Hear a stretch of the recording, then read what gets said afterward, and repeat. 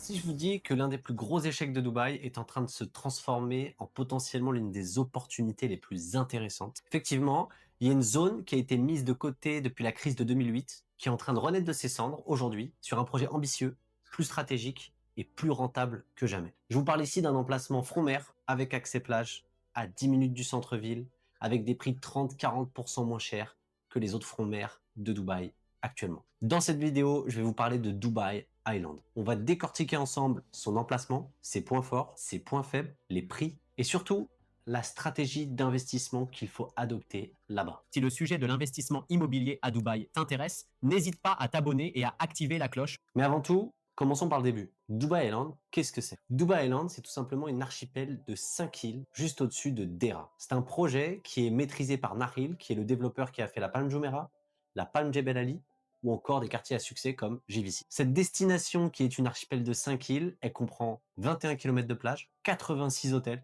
9 marinas, 2 golfs. Et aujourd'hui, les 5 îles sont les suivantes. La première, c'est l'île A. C'est l'île centrale, c'est sur laquelle on va se concentrer ensemble. Pourquoi? Parce qu'en fait, c'est le centre névralgique. C'est là où il y a les résidences, les écoles, tous les services, un énorme mall. C'est là que tout sera concentré en termes de commodité. Ensuite, on a l'île B qui sera juste à côté, un peu plus calme, qui est un mélange d'hôtels et d'appartements luxueux. Sa particularité, c'est qu'elle sera développée uniquement par Nahil, et à ce jour, il y a seulement un projet qui existe et qui est accessible à l'achat sur cette île. L'île C sera sur le thème du golf, avec un énorme terrain pour compétition mondiale et un village marina résidentiel. L'île D, quant à elle, sera focus sur le sport, avec notamment des golfs, des country clubs, des infrastructures comme des terrains de tennis et des terrains de foot. Et pour finir, on a une toute petite île qui sera l'île E, qui sera une zone ultra luxe à faible densité, concentrée sur des villas très spacieuses avec des plages privées et une architecture d'exception. Dans cette vidéo, on va se concentrer ensemble sur l'île A, qui est l'opportunité du moment, celle où tous les projets se concentrent. C'est là qu'on retrouve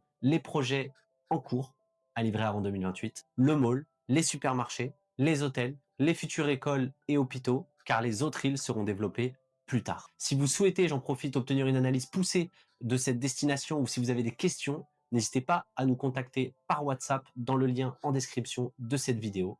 Nous vous répondrons dans la journée gratuitement.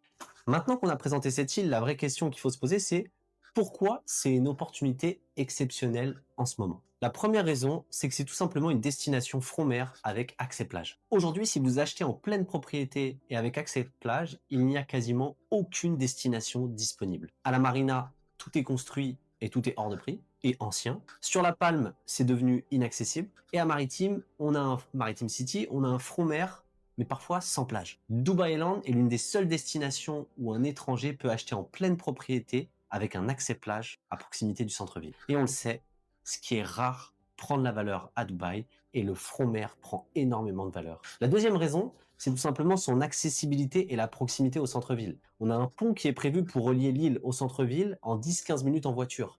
Et elle se situe à seulement 5 km de l'aéroport. Pourquoi c'est important?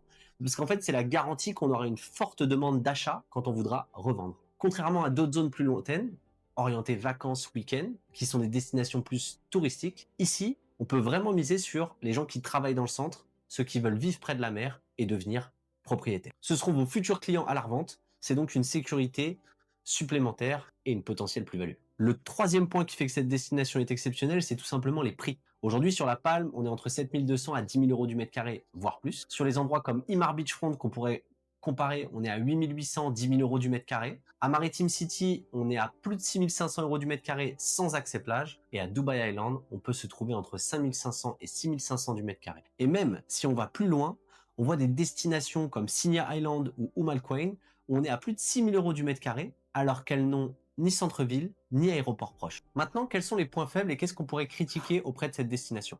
La première chose, c'est qu'en fait, on a un plot qui est vendu par Nahil, du coup on aura beaucoup de projets différents. Donc on n'aura pas forcément une architecture commune sur cette île par rapport à d'autres destinations comme Maritime City à certains endroits où c'est le cas. Néanmoins, il faut avoir en tête que Jumeirah Village Circle a été fait comme ça et ça n'a pas empêché d'être un énorme succès. La deuxième chose qu'il faut avoir en tête, c'est les vols. Effectivement, beaucoup de gens vous parleront du fait que c'est très proche de l'aéroport et qu'il y a beaucoup de vols qui passent au-dessus. Néanmoins, il y a plusieurs choses à avoir en tête. Déjà, il y a beaucoup de villes qui se sont construites, je pense à Miami ou autres, avec des aéroports en plein centre, et ça n'a pas du tout empêché l'immobilier d'exploser. Ensuite, la deuxième chose, c'est qu'aujourd'hui, la fermeture de l'aéroport, elle a été confirmée.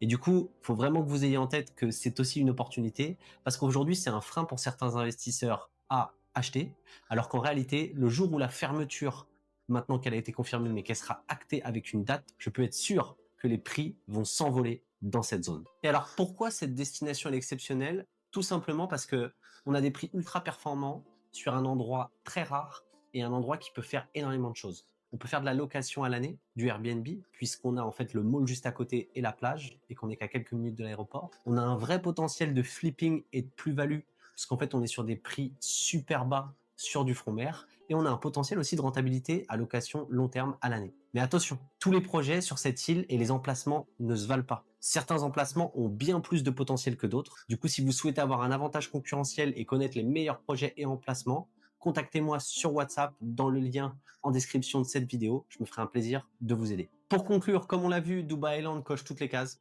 On a un front mer, on a de l'accès plage, on a une accessibilité au centre-ville, on a des infrastructures complètes avec une île autosuffisante et on a des prix encore très compétitifs. Si cette vidéo vous a aidé et que vous souhaitez être tenu au courant des prochaines opportunités à Dubaï, n'hésitez pas à vous abonner à la chaîne pour en apprendre davantage et surtout à regarder la vidéo juste là.